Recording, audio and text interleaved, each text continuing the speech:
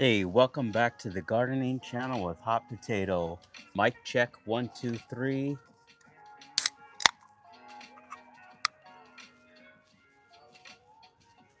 Woo woo! Check we got here. Dragon fruit with pulp. This is the best dragon fruit drink. If you can find this, check it out.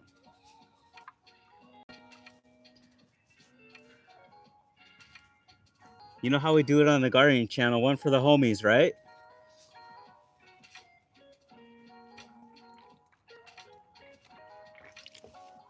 If you're watching the live replay, all those Florida dragon fruit heads, welcome to the gardening channel with Hot Potato. I hope you're having a blessed day.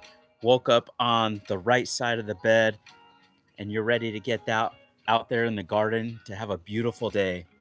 We're here in July 2026. We got a lot of cool dragon fruit content this year. I'm telling you, over 100 pounds of dragon fruit to give away. And the more likes I get, the more views I get, the more dragon fruit you guys get. So I'm ecstatic about that. Let's grow.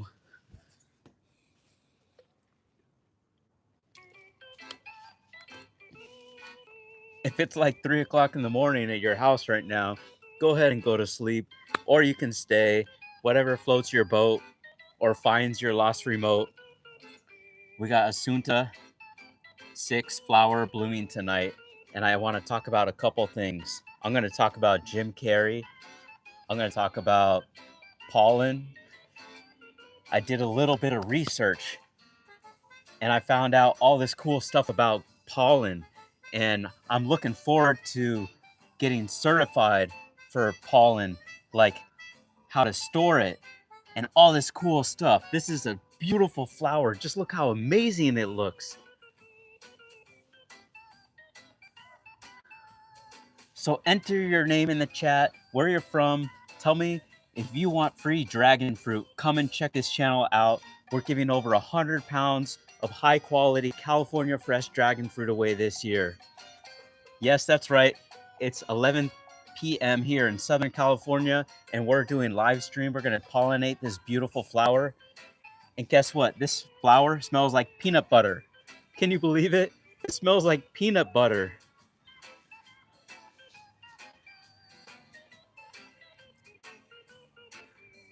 All right, all right, all right. Got to start with that high energy.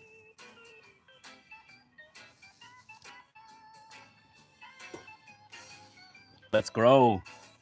All right. Gotta get a little camera action here.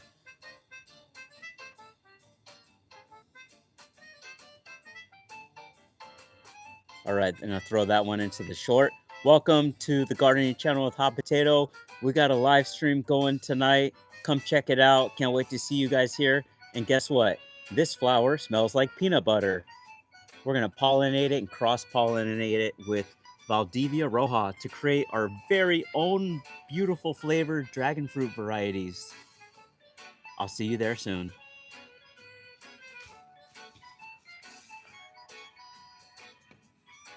Yeah, that's right. We need our pollen to be dehydrated, to have pollen that is only less than 10% humidity. There's a lot of research out there about corn, and everybody in the world consumes corn, and corn pollen specifically. I'm excited to learn so much this year and have been very appreciative of all the years of learning about dragon fruit here in Southern California. We have Paul Thompson here in San Diego County, part of the history of growing dragon fruit. We have Edgar Valdivia in California. We have all these different beautiful farms, including Oceanside Dragon Fruit Farm, Alex Schulman Dragon Fruit Farm, a lot of different farms, Dragon Delights. We got a new farm in Escondido, and that's where we're getting our dragon fruit this Sunday to give away and ship to you guys on Monday.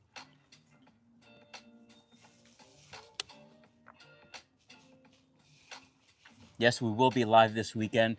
Guess who has 5 days off? Yeah, let's go.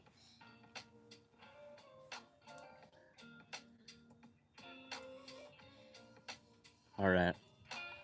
Who's excited? Woo!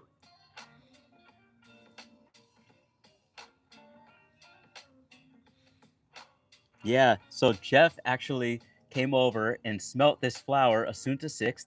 I think there was two blooming, right? And he said, "Does it smell like peanut butter?" And I said, "Really? Let me smell it." And sure enough, it smelled like peanut butter. So one of the creators of this variety is Richard Lee from Grafting Dragon Fruit. And so I asked him, "Have you ever smelt Assunta 6 flower and it smelled like peanut butter?" And I need to confirm it with some other people. So next time he gets a flower that blooms, I hope he lets me know if it does not smell like peanut butter. And unfortunately, I have some disappointing news. I think that in part it might smell like peanut butter because of the pollen, but also perhaps it's close to this cherimoya tree. I just have some suspicions. Anyways, let's get to it.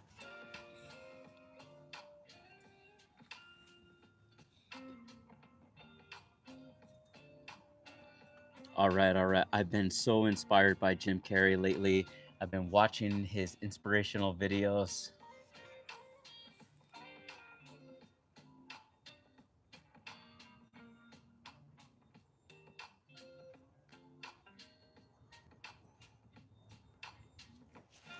Okay, I'm gonna start this one, right? I got a little script here, so I'm gonna read. Don't worry. Let's enjoy the night. I won't be up all night, so the camera will be running all night. When Florida is waking up, they'll be able to see this flower blooming, and then we can come back when we wake up in the morning to end this live stream, and we'll do a giveaway.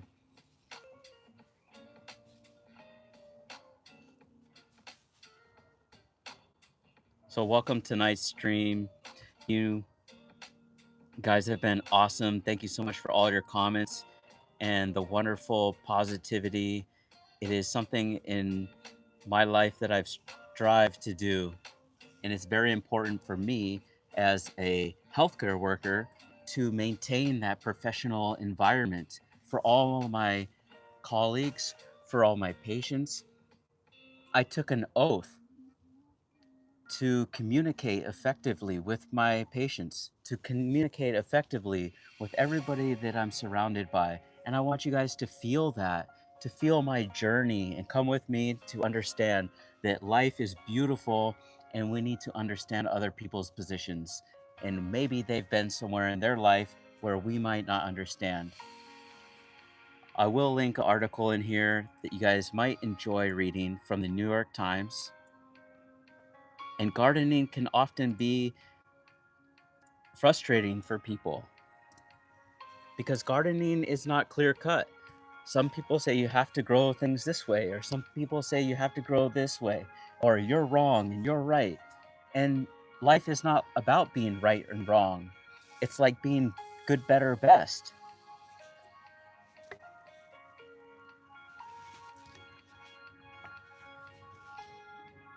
All right, so maintaining that positivity, gotta love it, right?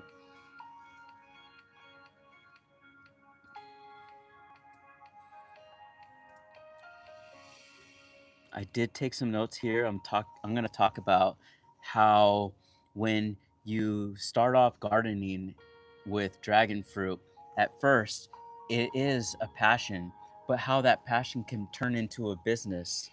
Like, how has my YouTube channel affected my garden and how I perceive myself to the public, or right? I am not the YouTube channel. I am somebody completely different. So I'm not hot potato. That's not me, right?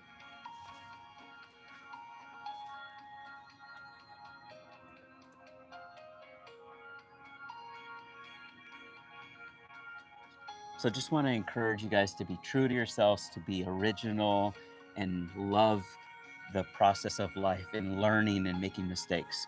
Gotta love it, right? Because gardening, it's all about observing and to be the guard of your own plants.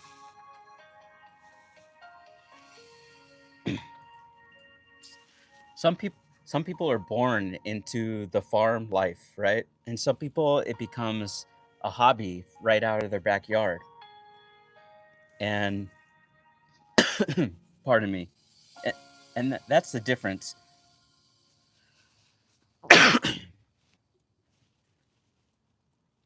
Hmm. So I'll talk about that a little bit.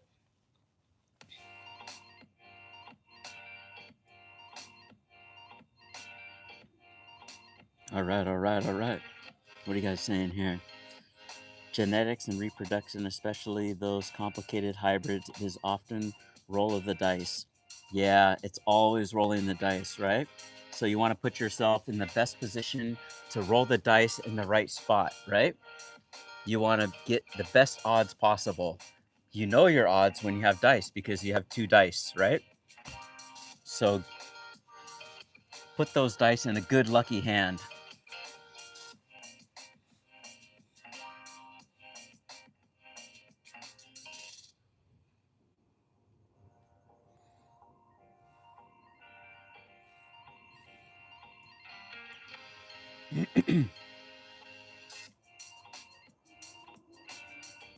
So I just did link an article to New York Times Magazine about why it's so hard to be rational and the real challenges of being right, but knowing how wrong you might be. You can listen to this. It's about 40 minutes long for free on New York Times. And I think this is a good tool for gardeners to have in the way that we often are separated from our communication skills from being in person versus it being a keyboard warrior, right? So I want to bridge that gap on this channel. I want to become real. I want people to become compassionate of others in their comments.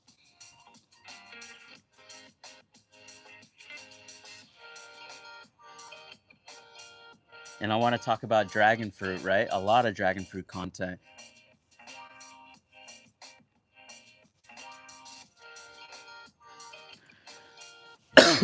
Pardon me.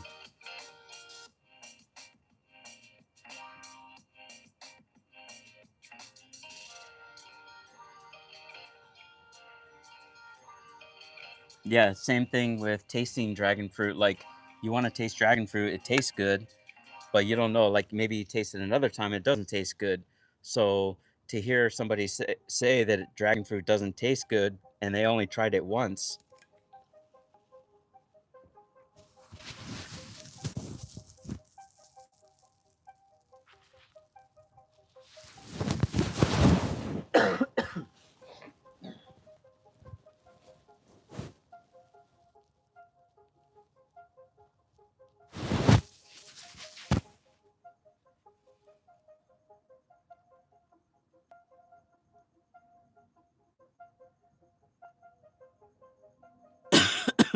Mm.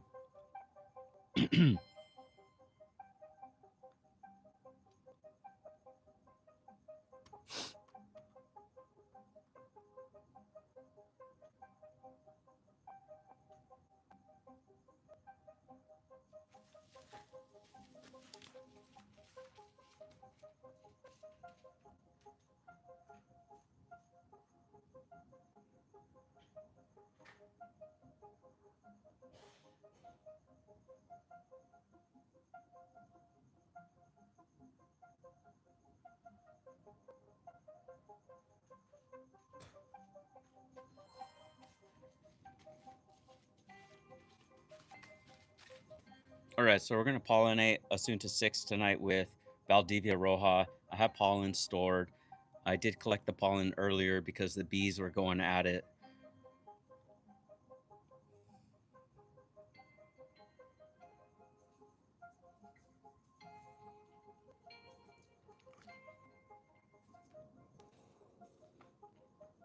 And I actually put the pollen directly in a 1 ml vial with some of those beads, the dehydrator beads, the condensate packets.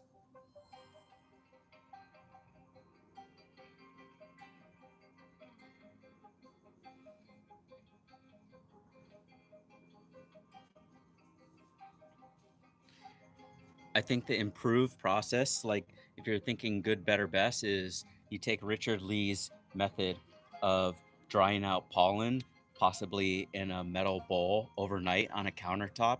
That's a good method. And now you want to improve on that method by making it even better. So what we want to do is lay out the pollen, especially if you have a lot of pollen, on a parchment paper and spread it out as much as you can so it gets a lot of surface area. And you want to put it in a 1-gallon Ziploc bag with those dehydrator packets, those condensate packets.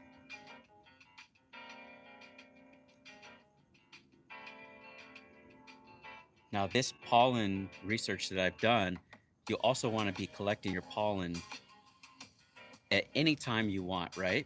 That's the good way to do it. You can pollinate the flower anytime you want. You want to come out there in the middle of the night, you want to do it in the morning, or you want to do it in the afternoon, it all works. But you want to think about the best way to do it, or my current version of the best way to collect, store, ship, and freeze pollen is this method I'm going to tell you right now. So you don't want to miss this.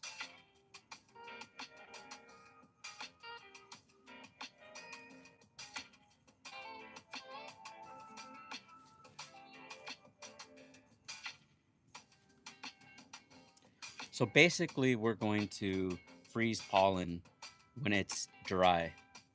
And then to backstep it a little bit, once you have it inside that freezer bag that's on the parchment paper and it's dehydrated overnight, for example, if you live in a humid environment like Florida, possibly you need to dry it a little bit longer. I typically do it overnight, and when I have time, I will take that pollen and place it in those 1 ml vials with a little bit of the beads. And I will be making a full video about this. I'm kind of stepping back about the videos and gonna do more scientific based research videos about pollen and gardening with dragon fruit.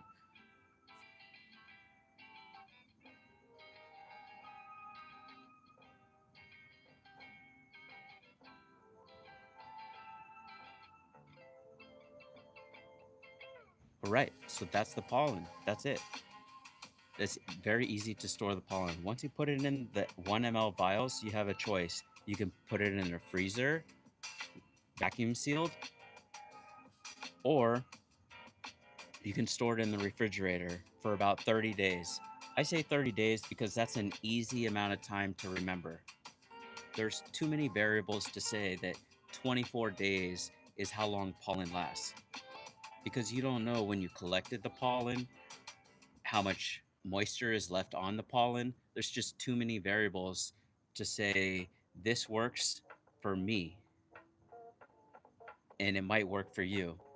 So it's totally like a lot of variables. Basically, to make everything complex and to narrow it down into the simple terms, the number one barrier for pollen is moisture. Temperature is not so sensitive. Time is a factor as far as like how long it is exposed to higher temperatures during shipping.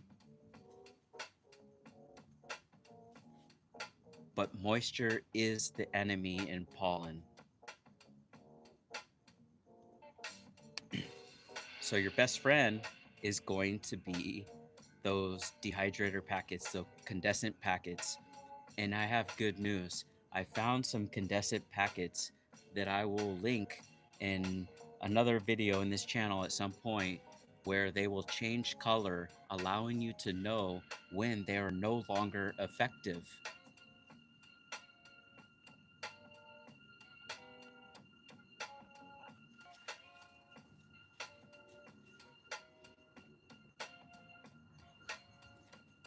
And I'm also going to be creating a sheet of paper that you guys can get for free. I'm going to put it together the perfect way that I personally have been working on storing pollen. So if you want that list, email me at spudandsoil@hotpotatogardening.com and I will email it to you for free. Of course, I'm going to use AI to make it. why wouldn't I, right? So this is my best proven way to care to care for pollen.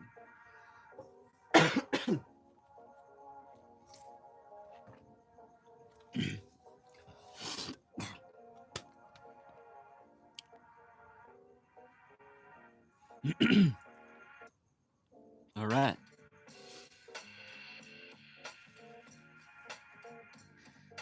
I know I wanted to talk about something else here. What are you guys up to? Nice. Oh, okay. Let me link some research information about the pollen.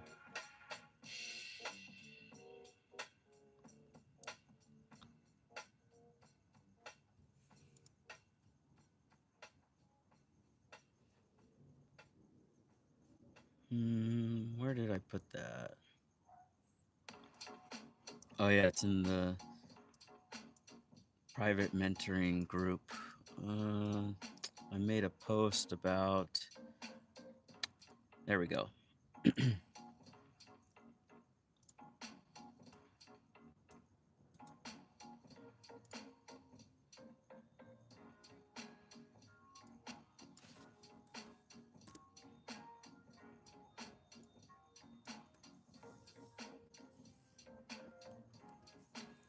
Okay, so you guys can do the research here. This is a study about pollen and when to collect pollen, the optimal time.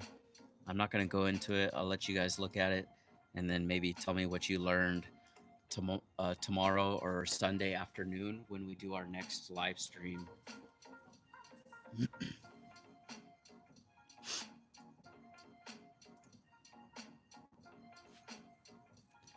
Maybe we can do like a session where we'll do a little quiz and I'll ask questions about pollen from this article, and those who guess the answer right gets entered in to win free dragon fruit. So I thought that would be pretty cool.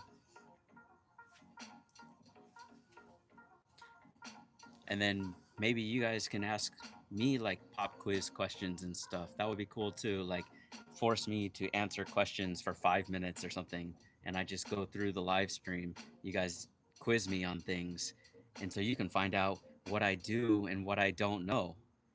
You know, you might think that I know everything about all the different varieties of dragon fruit, but I don't. So I would love to show you guys what I do and what I don't know, because I'm not perfect. I know some stuff about dragon fruit, but we all know a lot of different things. So I'd like to learn from you guys during the live stream videos as well.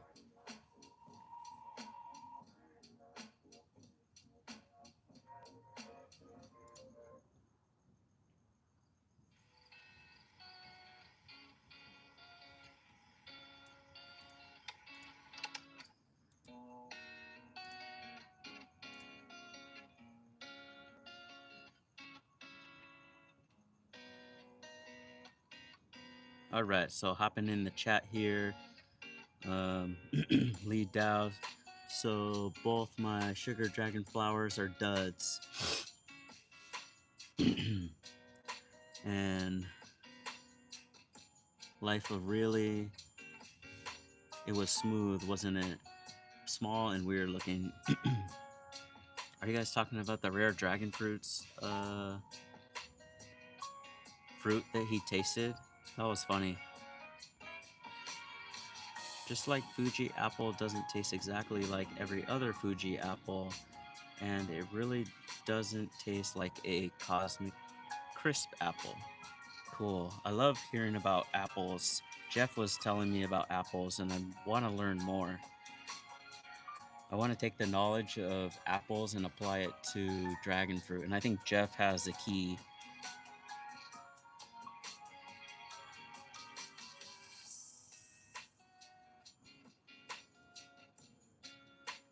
Life of Freely said someone had mentioned that they posted in Facebook group they had this weird sugar dragon that was kind of smooth and small and weird looking.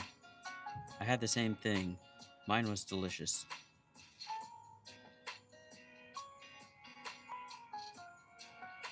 You do know a little bit about crosses? Yeah, that's awesome. The genetics can be complex, but it can also be simplified.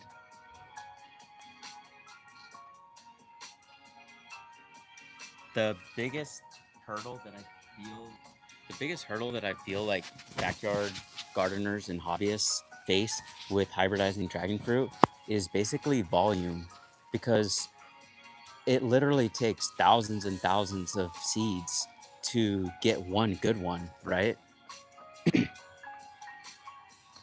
And that's why I need to play the numbers game with my 5-gallon bucket 9-in-1 graft and take 10 buckets and just hybridize one fruit by growing out 100 seeds and then grafting those, and then basically be like high density hybridization versus a farm that has a half of an acre can grow 50 different varieties, whereas I can grow 100 different varieties in my small backyard.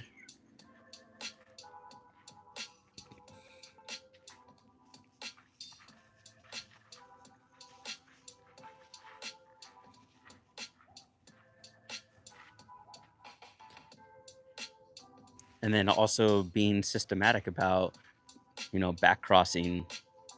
I do know that hybridizing dragon fruit mentioned that yes, you can mess up the genes and cause mutations in backcrossing.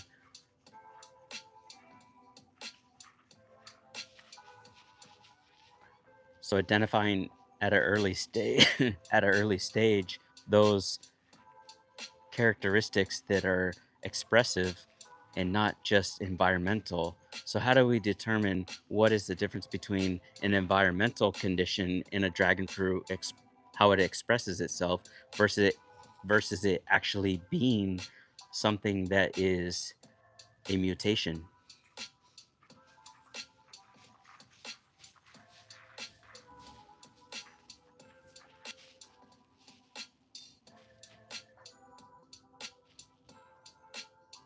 Just enough to be dangerous.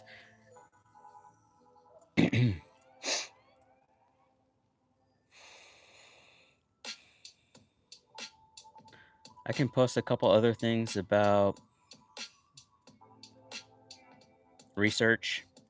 So I'll post this one. This is a throwback to the Pitahaya Festival that was located at University Irvine, the UC Agricultural and Natural Resource, where they had the Dragon Fruit Festival in 2017.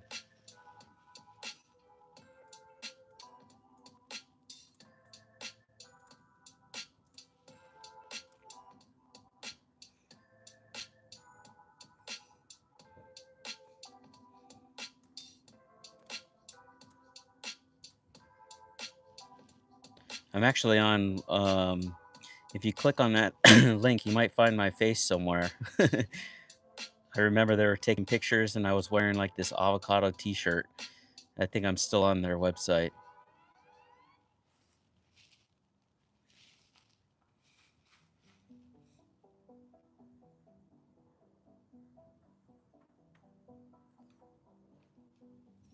But in that link, if you scroll down, you can see the differences between the scientific name and the common name. And it's right where Romero Lobo, where his video is about pitahaya.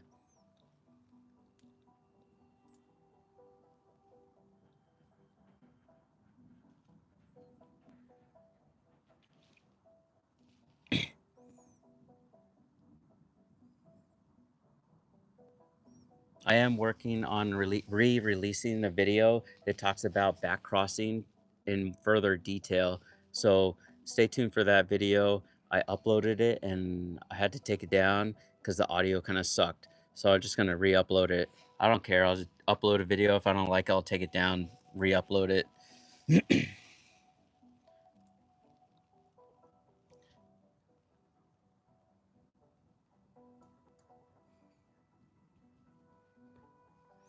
And then this is a little information about Valdivia Roja, one of my dragon fruits that I'm really interested in.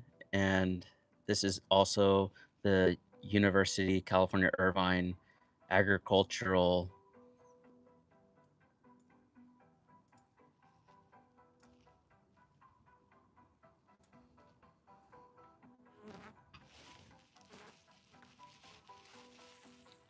Oh, I got some June bugs. Is that a bee?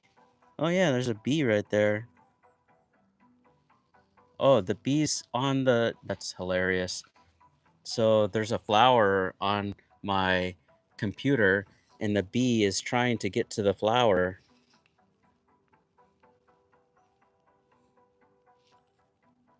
The bee's trying to pollinate the screen.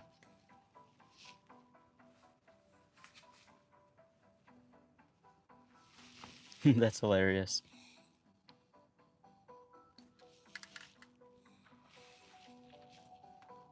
So they have a description of Valdivia Roja, and they said it's a red flesh fruit with greenish red skin, excellent quality. And then this variety is commonly mistaken for Edgar Valdivia's fruit, but that's just simply not true. The origin is from Jalisco, and this is state of Mexico, in the state of Mexico, Jalisco state in Mexico. And it's understandable somebody would make that assumption.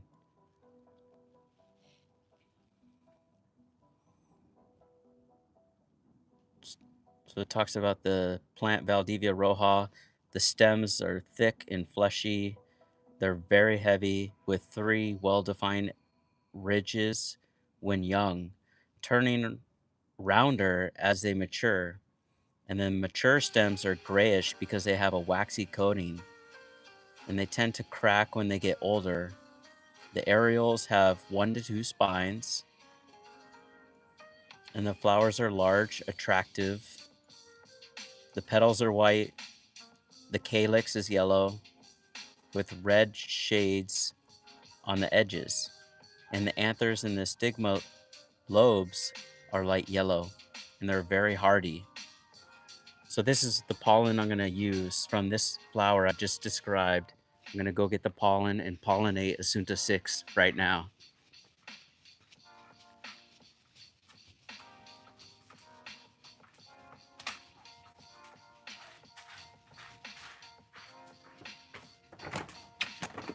It's so funny because one of the first times I tried Valdivia Roja, there were so many people that didn't like it when we were at the festival. They said, "Oh, this tastes earthy." They're the beautiful.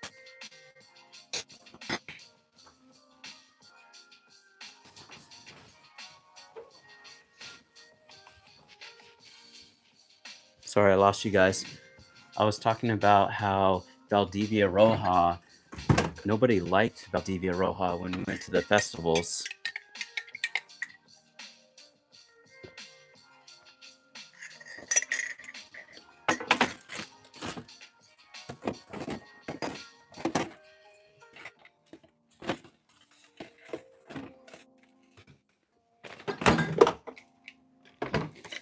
Okay, I'll show you guys how I'm storing my pollen right now. I'm putting it in a little clear plastic cup with a desiccant packet, and then also have it in one of these other cups.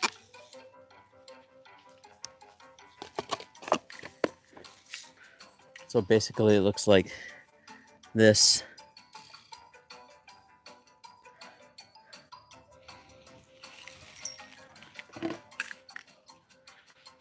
Oh man, I really don't want to step on the soil here where the cherimoya tree is.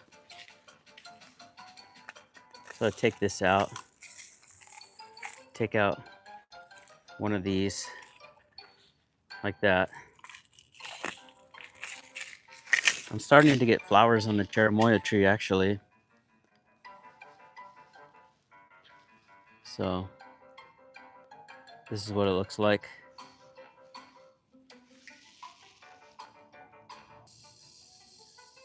Not too much pollen in there. You kind of want to leave space, and you put a lot of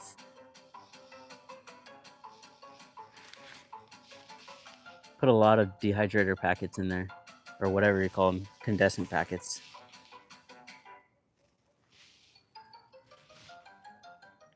I really like these vials. I remember somebody posted these on the Grafting Dragon Fruits Facebook page. So I thought that was cool. So just stick the brush in there. And you got a lot of pollen right there.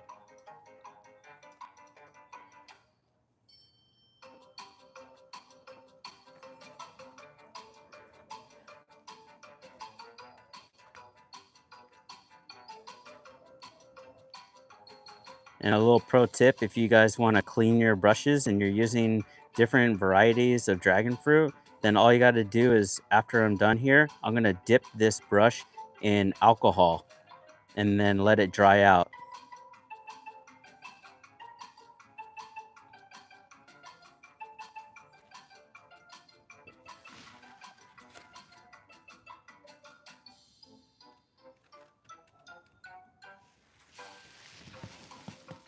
Oh, it smells like peanut butter.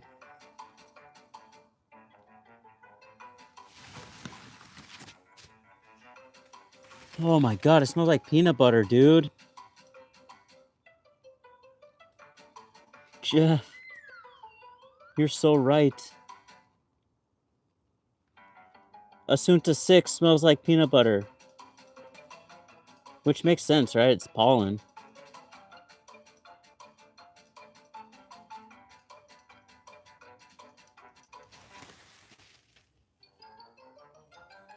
That's so cool.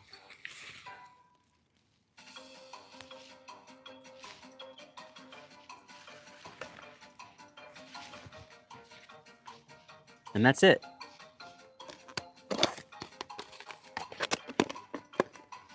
And the cool thing is, you guys should start YouTube channels too, because now I have a record of when I pollinated that flower.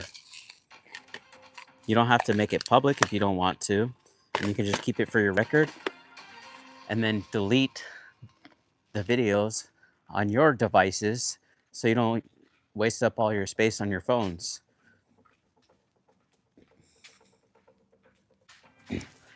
In fact, that's how Backyard Dragon Fruits started making videos.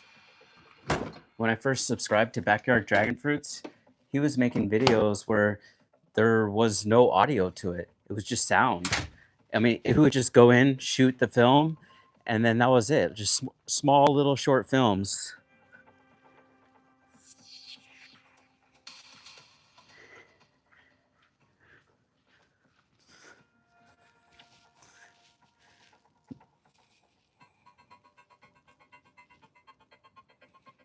I thought that was really cool how Backyard Dragon Fruit started his channel. Baby steps. So that's pretty much it. That's Assunta. And then we do have one that's right behind it as well. So there's another flower here. And I got the time-lapse camera right there. And then there's another Assunta, 2 more right there.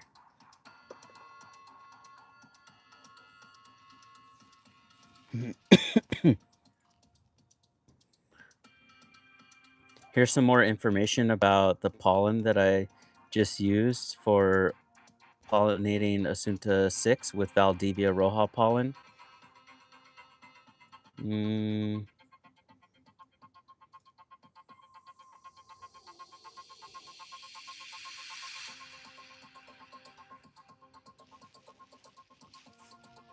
So this is more information about Valdivia Roja. I love this website, by the way, Dragon Fruit Plants. And all you have to do is type in Valdivia Roja. Oops. Got feedback. I have a garbage nickname for my generally neglected backyard full of dragon fruit and dog poo I was too lazy to clean up.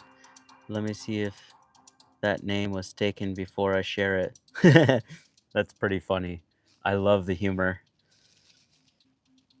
So many buds, I'm jealous.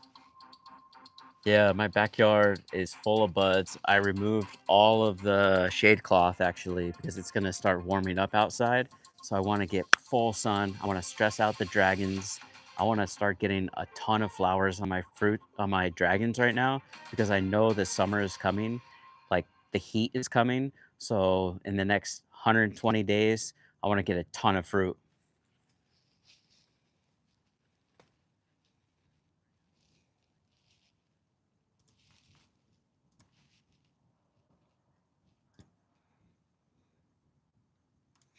I want to get big fruit too.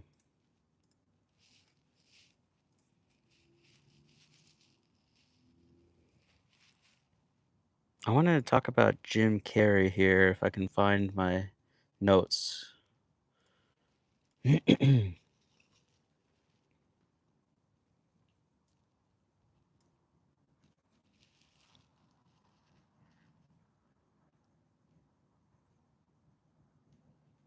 guess I'll just talk about this right here. Let me see if I can read it.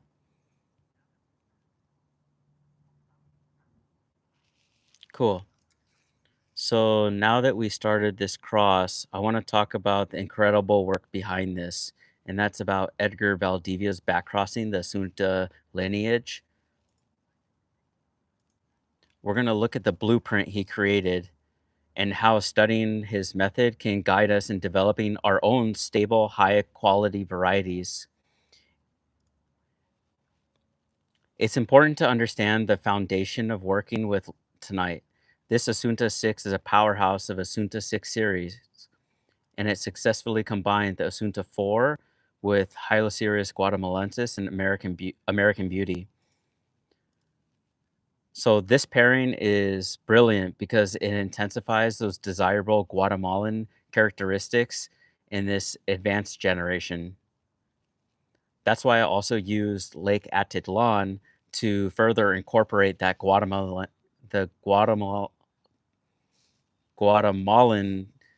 characteristic even further, because those are also the Guatemalan characteristics are strong genetics and they tend to shine through. And then we're also pairing it with Valdivia Roja, which is the second generation variety created by El Grullo, and it traces back to Solenocerius ocamponis lineage. So we're essentially merging two distinct, heavy-hitting bloodlines known for their color intensity and vigor. And then so you can see how these specific genetics interact. It's exactly what allows us to push the boundaries of what these plants can produce.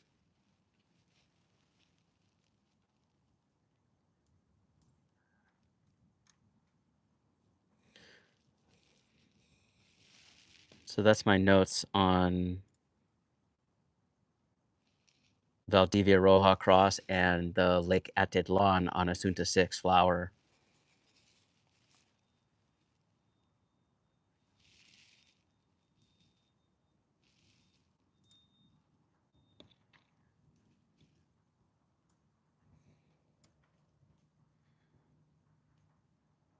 Okay, so I'm gonna talk a little bit about your sanity and dragon fruit and how growing dragon fruit can become a business.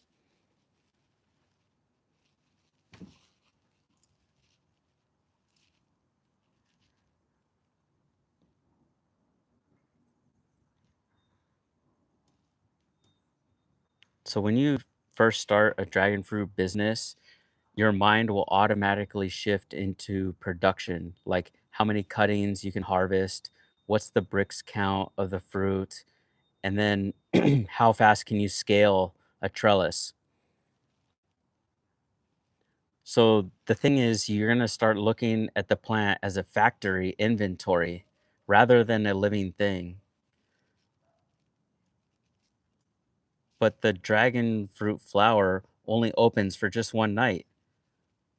It doesn't care about market value or Shopify stores or shipping logistics. It blooms purely for the sake of blooming. The silver lining here is that to save your sanity, you have to mentally protect a piece of your garden. So, where the plants aren't for sale, Like, I have plants that are not for sale, set aside. And there's just there to remind you the magic that you got in your hands and getting your fingers dirty in the first place. So moving that idea of I'm gonna sell cuttings and focusing on the plant itself and learning as much as you can. And that's one reason why I don't sell dragon fruit. Like, I'm not purposefully selling my cuttings. I'm not trying to make a business here. I'm trying to further the progression of dragon fruit. If I can aid somebody in giving them a piece of dragon fruit, then I'm more happy to do that because then that spreads everybody's ability to experience dragon fruit.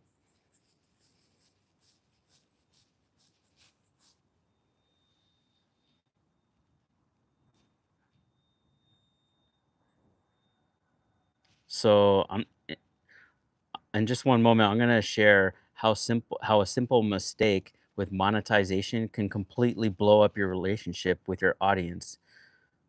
So don't go anywhere. When you start advertising or monetizing, the biggest trap is losing your genuine voice. So like if my audience senses that my promotion feels like it's forced or inauthentic, it can really backfire on people. And I've seen it myself. So it's damaging to the trust that people are trying to build. And you want to be authentic as possible. And that's why I'm trying to be real here. So the key is to like only share products and partnerships that I truly believe in and that align perfectly with the heart of my garden. Like I'm selling dragon fruit pollen specific varieties because I want those varieties to be spread across people's gardens and for them to be able to create their own varieties as well.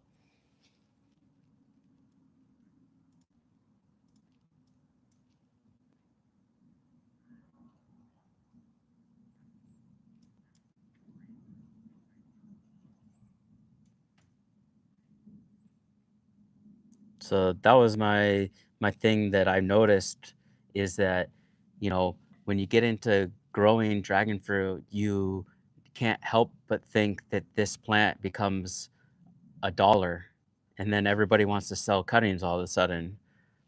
But do you really want to sell cuttings? So just ask yourself, why did I get into this hobby?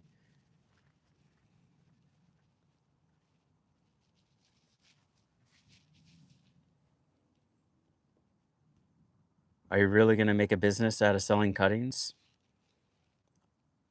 I mean, I asked myself that. Of course, I thought about selling all these plants in my backyard.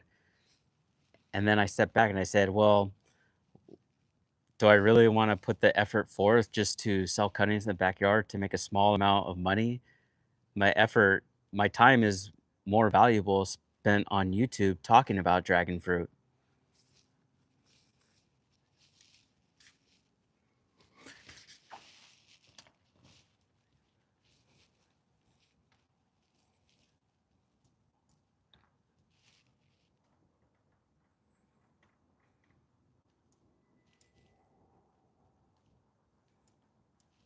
So that's the joy of the dirt, right?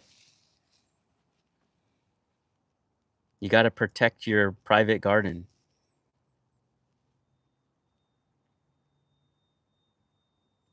It's basically like the trap of performance too as a YouTuber. I might feel like I'm playing the gardener or the expert or the business owner, just like Jim Carrey's realization that was often like cobbled together with his movies.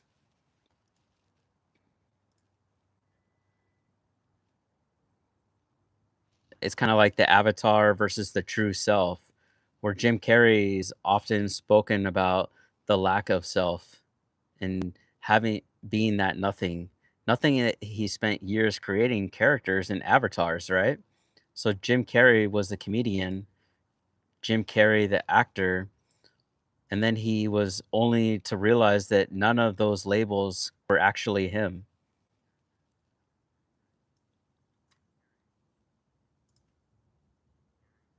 So basically, you become like the trap of the performance, and then you're no longer a gardener. You're just this act that is trying to sell dragon fruit cuttings and dragon fruit. So it's important to stay real and not just become this avatar.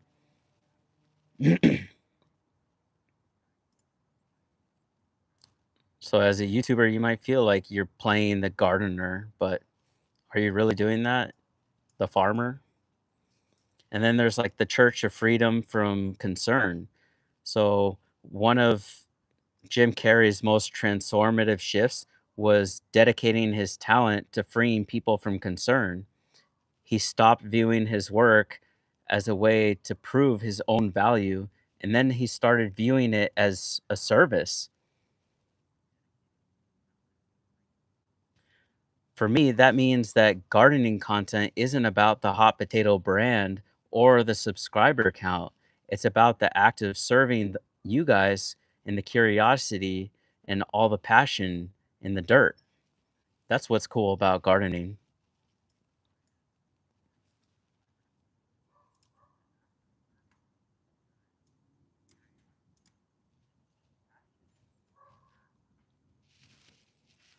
Heck yeah. End of rant. Let's go.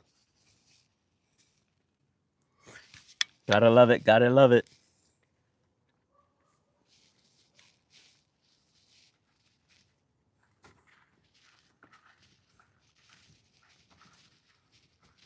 Say it like it is.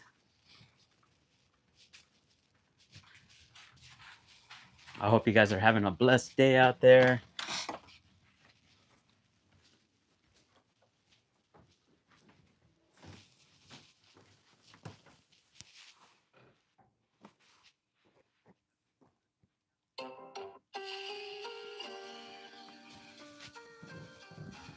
Now that we pollinated the Assunta 6, we collected the pollen, we're storing the pollen, we're waiting for our next flowers to open up.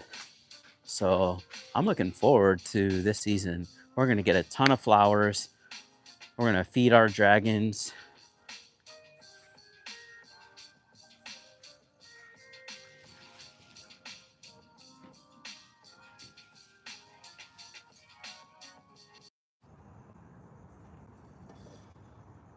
It is late, late, late. All right, I'm going to turn on the lights here. Heck yeah. This is the gardening channel with Hot Potato. And we got some flower buds here. So check this out. That's 1 year growth right there. 1 year. Townsend Pink in 1 year getting some buds. Who's got the buds? The flower buds. Dragon fruit flower buds. Yee! You got Paul Thompson mangoes over here. And then this is a wild berry Skittles crossed with Vietnam white. You got two different varieties right there. See, look at that. Vietnam white crossed with wild berry Skittles. Looking forward to this one. We got more buds right here. We got flowers.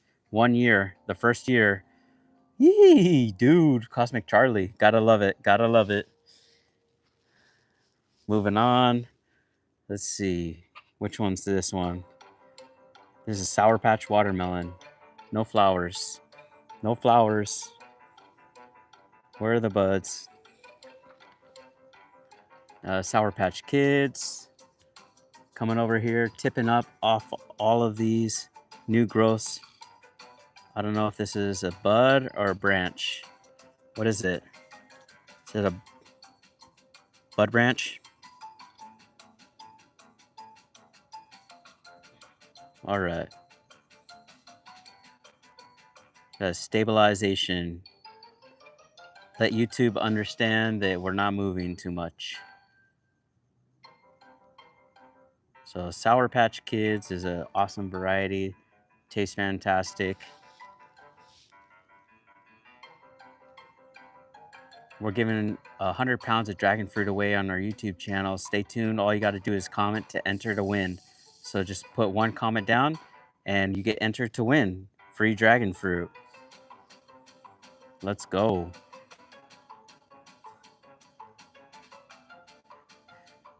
This is Hana. No buds on Hana, I don't think. And then this is the 9-in-1 graft. Check out that. We grafted 9 varieties of dragon fruit in a 5-gallon bucket.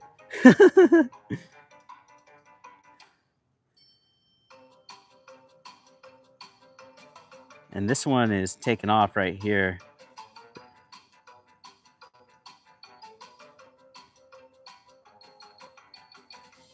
Yeah, that's wicked cool. My backyard is happening when you take your rotator cuff 3 times 3 years. Oh God. Yeah, that's the problem. I mean, you get older, you got to protect your body, consolidate your plants.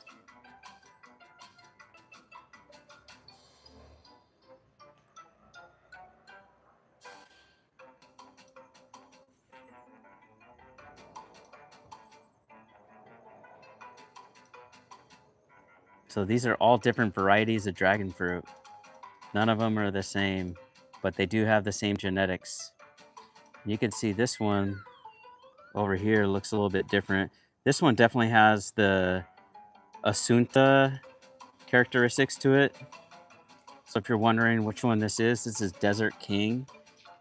CFA DK16 crossed with Wildberry Skittles, the 369 graft. And here's the graft union right here.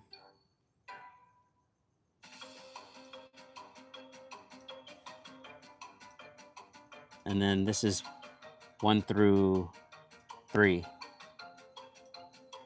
And the number 1, it has the biggest growth on it. So that thing's going for it.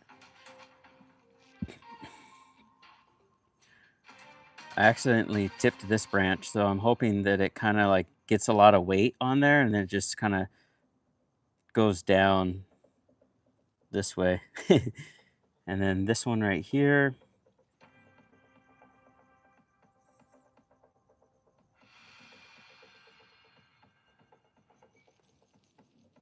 I am ashamed, yes, and I am proud of my personal backyard. Also, yes. Yeah, you should be proud of your backyard. That's an art form, right? It's like a canvas. When you trim your citrus trees or your dragon fruits, you're really putting all that effort into it.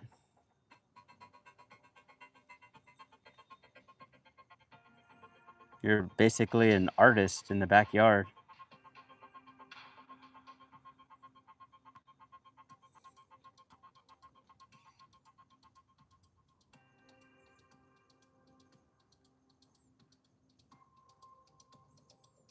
This one's kind of interesting. I think this one has 4 sides.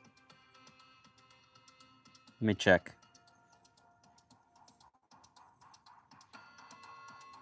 It just looks like it has 3 sides.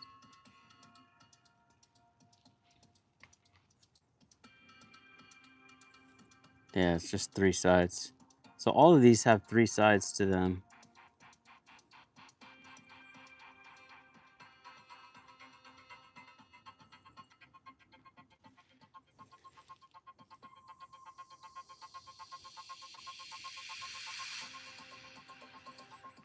So if I can replicate this idea to 10 different trellises, and I have 9 times 10, then I'll have 90 varieties from one cross.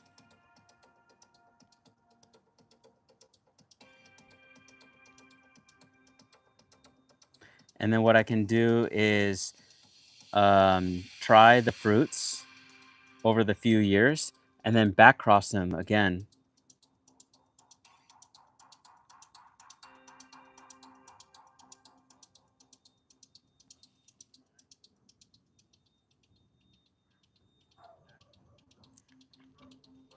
and then literally just graft them back onto the same trellis. So say like I taste this fruit, right? I'm like, oh yeah, it tastes good. And then I grew the seeds out for that fruit, and then I'll cut this branch, and then I'll graft the new seedling directly onto this one again.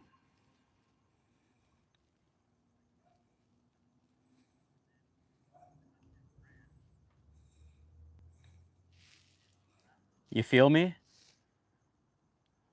Gotta love it. This is all the Valdivia Roja flowers. They're looking good. I have some spent flowers right here. So some of them didn't take. This is the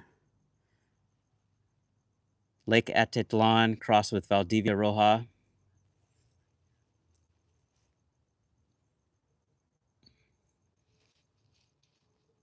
Assunta 6 crossed with Valdivia Roja.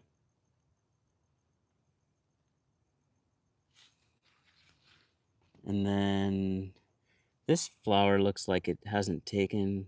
It's hard to tell. Yeah, it looks like it's loose. The Assunta 6 looks like a lot of them took. Like this one right here looks like it hasn't taken.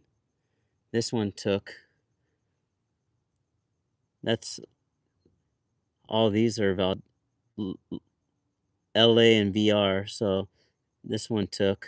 This one maybe did not take. This one took.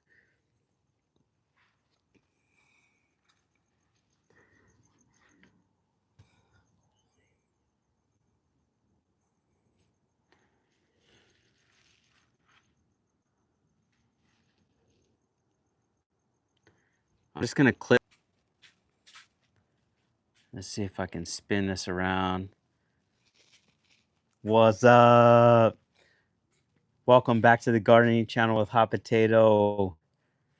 We're out here in the garden. It's midnight here in Southern California, and we're just walking around, enjoying the backyard and the beauty of the night. You gotta love it.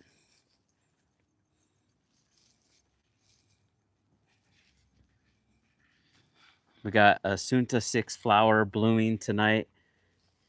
The beautiful creation, thanks to Edgar Valdivia.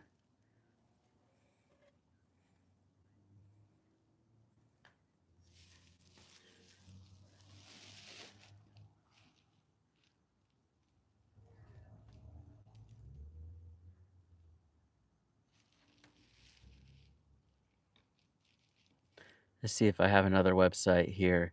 This is the website. You guys already know all this stuff. This is another website about a farm for Tool Farm. So I'll just link it into the chat as well. For anybody who doesn't know where to get dragon fruit, then you can get dragon fruit here.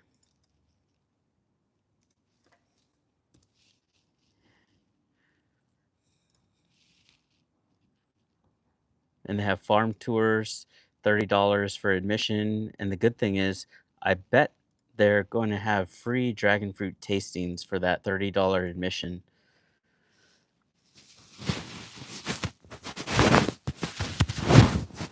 Oh, the Pinko G micro cutting you ordered, send an email reminder. Oh yeah, no problem.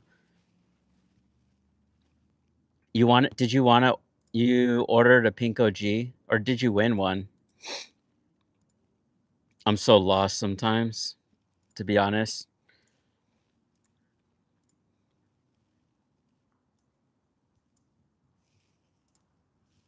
Let me go. Let me go show you the Pinko G then, since you mentioned it. I don't know. I think Pinko G.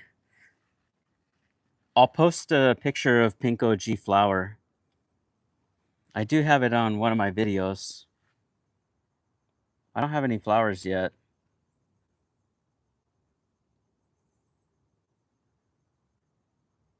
So this is Pinko G. This is Slice of Liz. Her Pinko G is doing really good. I'm waiting for this to lignify a little bit, and then I'll cut off all these branches for her and then send her all of these. She got a full trellis setup of pink OG. And then I have this pink OG that's rooting out right here. There's two of them that's rooting out. And then I have some of these up here as well. So like a micro cutting. So they're getting about the age where you can graft them. I think this one you could probably graft.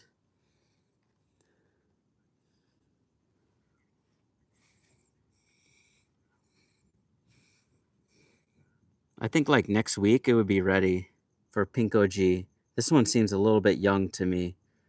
Maybe next week they would be good enough to trim this off and sell those. What do you guys think? I know I'm super stoked for Liz. I thought that was such a cool giveaway.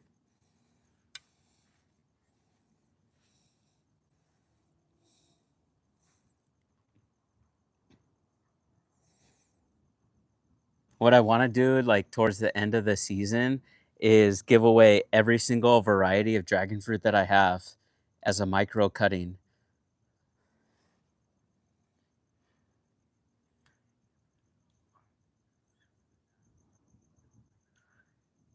So like a cutting like for example of like this size, and then I'll ship like all of these varieties that I have in the backyard.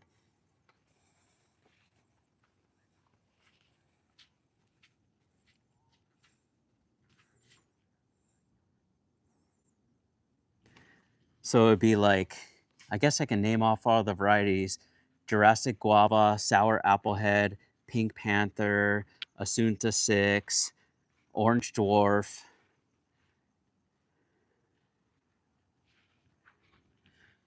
Vietnam White, Wildberry Skittles,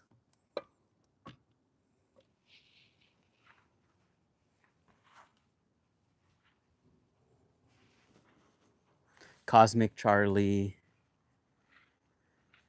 Hana. I do have a Cosmic Charlie flower. I'll show you guys the Cosmic Charlie flower.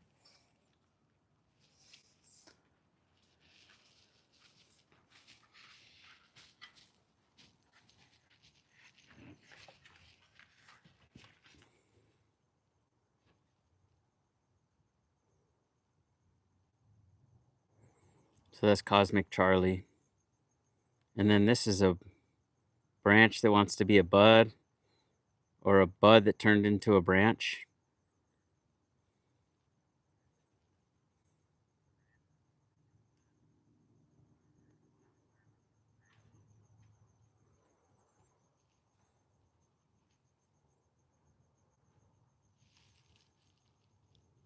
Looks like a Bruni bud. I think I have Brunis here somewhere.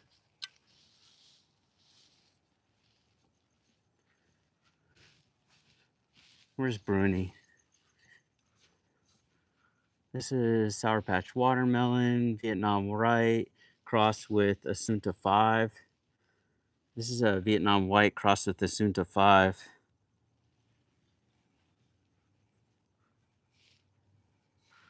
Where is... Oh, you know what? I don't even have Bruni.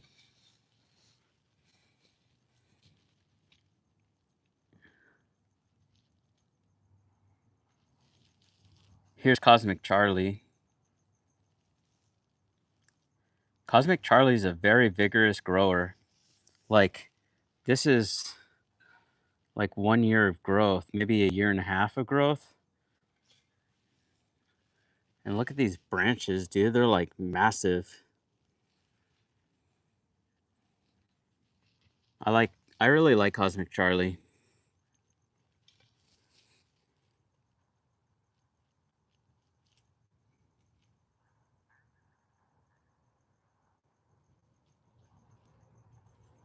Yeah, Jeff wants Cosmic Charlie. You don't have it yet, Jeff?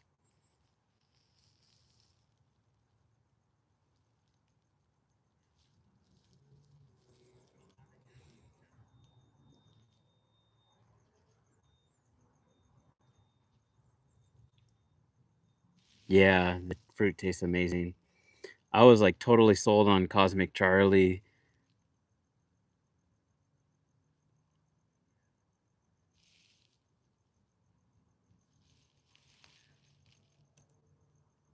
So we got two flowers. Question is, what should we pollinate it with? Eventually, I can start giving out seeds, so I can cross pollinate this.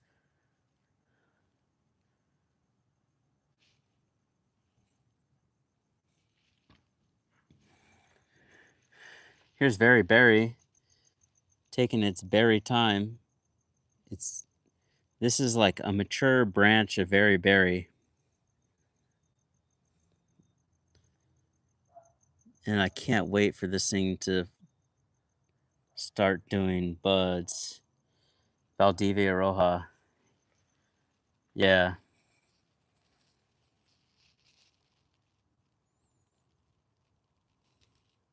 Oh, look at this. Got some rust from too much moisture. A little rust spot right there too.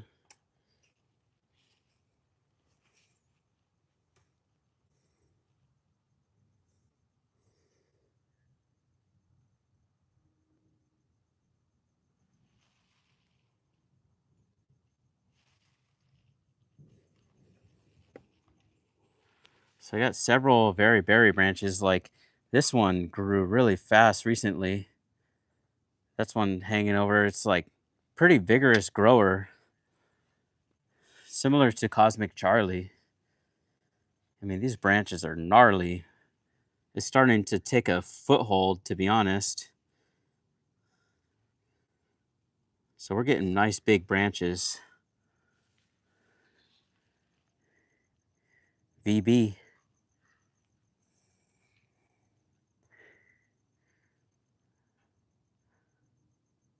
I still need to label this Very Berry branch right here.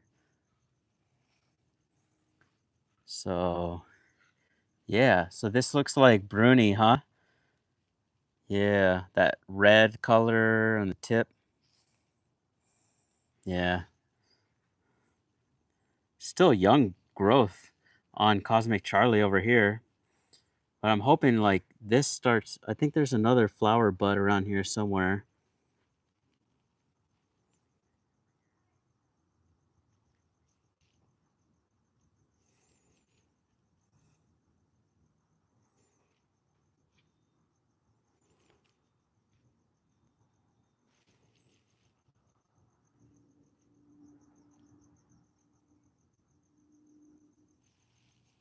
Yeah, it does look pink, dude. Oh, it's Connie Meyer. Is Connie Meyer pink like this?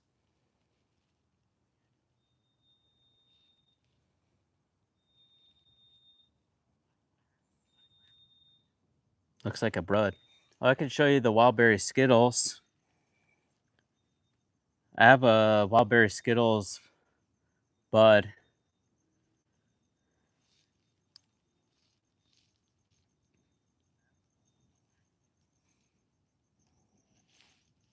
So I'll go over to here. I don't know what variety this is. I asked on the private mentoring group, and we're thinking it's like Assunta. I think they said Assunta 4.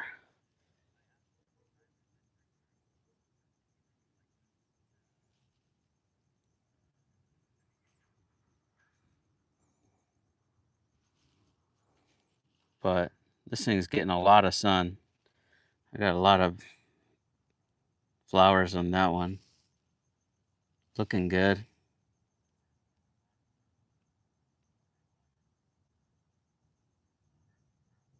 All right, let's go over to Wildberry Skittles.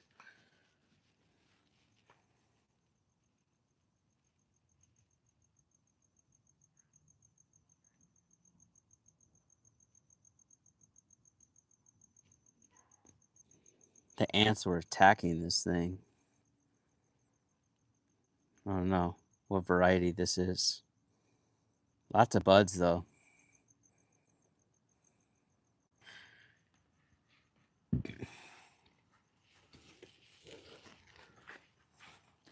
The Suriname cherry tree.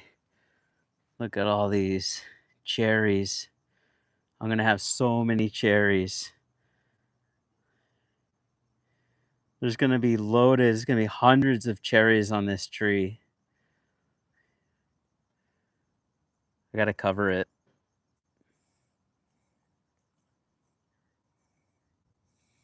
That's a cool thing about Fortul Farms, actually, is the Fortul Farms has Suriname cherry trees, and they send it to a 3 Michelin star restaurant.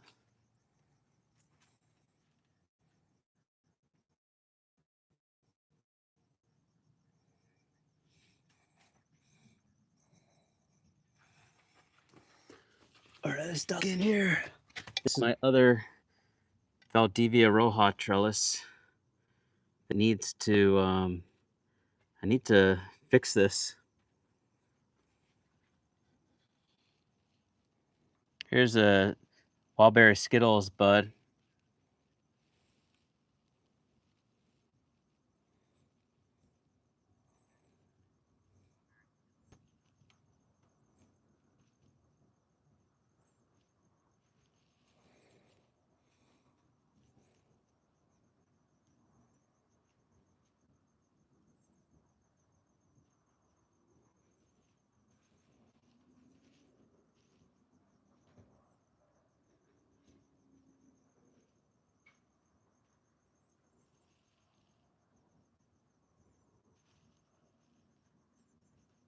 Oh yeah, definitely going live when this thing blooms. I haven't checked to see if there's any more flowers. It's like growing like nuts right now, dude. Like all these branches are growing crazy.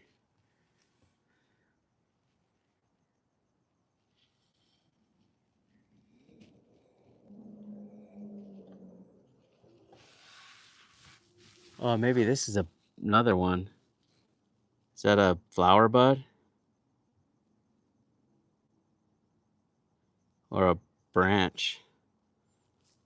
Seems like the branch is a little bit young still. See, I can do like if anybody wants to buy a Wildberry Skittles cutting for $10, I can ship it to them.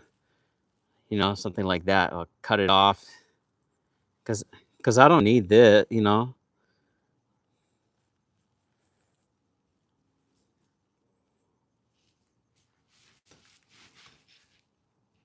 this is a Vietnam white. Oh, there's a fruit over here. A neglected fruit. I'm gonna eat this thing. So this is sugar dragon.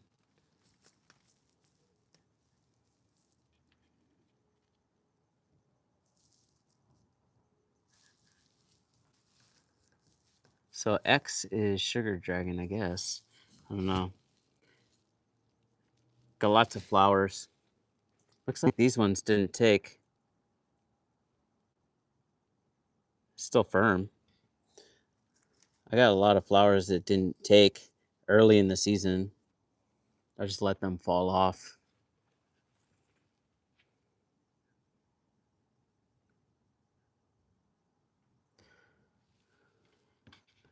This is a Sour Patch Kids graft.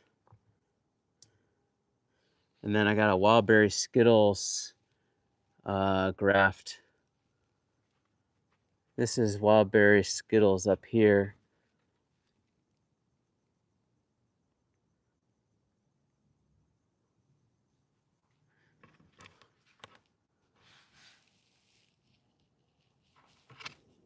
Anyways, I digress.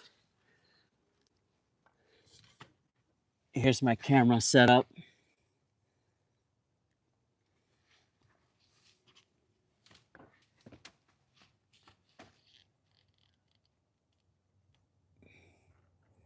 What does it say? Payday. Look at that Wildberry Skittles. That's so sick. Oh yeah, here's the other Assunta.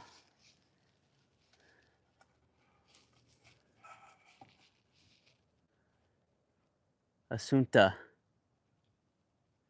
And this one took.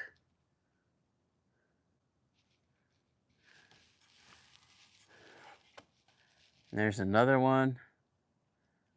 I think I could probably take off the flowers on that one. Looks like it's starting to like rot right there.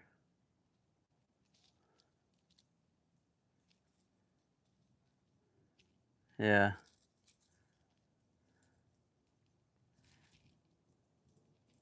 There we go.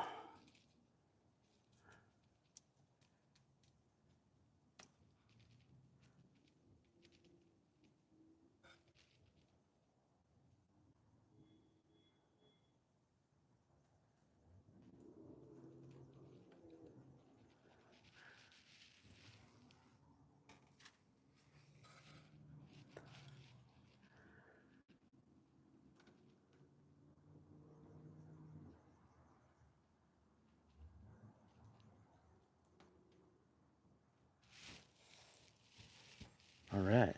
Orange dwarf is looking good. Starting to get thick. So I got this nice healthy branch right there.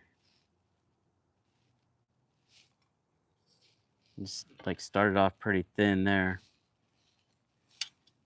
Nice slow growers.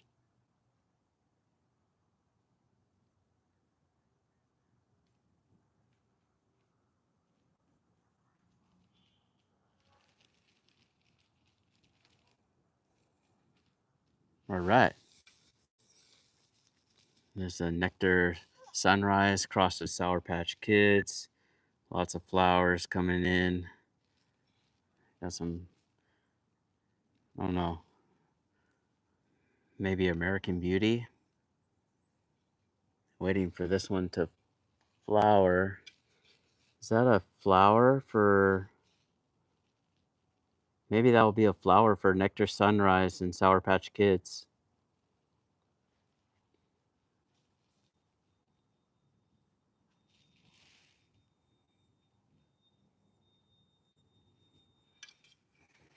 All right. I'm going to call it a night, everybody. I'll keep the camera here, throw on some music, and I'll see you in the morning. I do want to thank everybody for joining the chat before you leave. I hope you guys have a blessed night, get some rest. Got another packed weekend coming, lots of new content, working on some more videos. Can't wait to see all you guys' progress and the photos you guys been sending me. That's been awesome.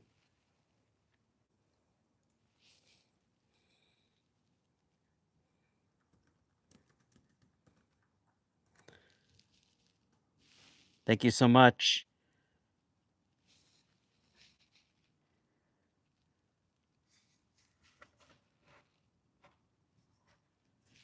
I'll zoom in there. How's that? Cool. That looks good.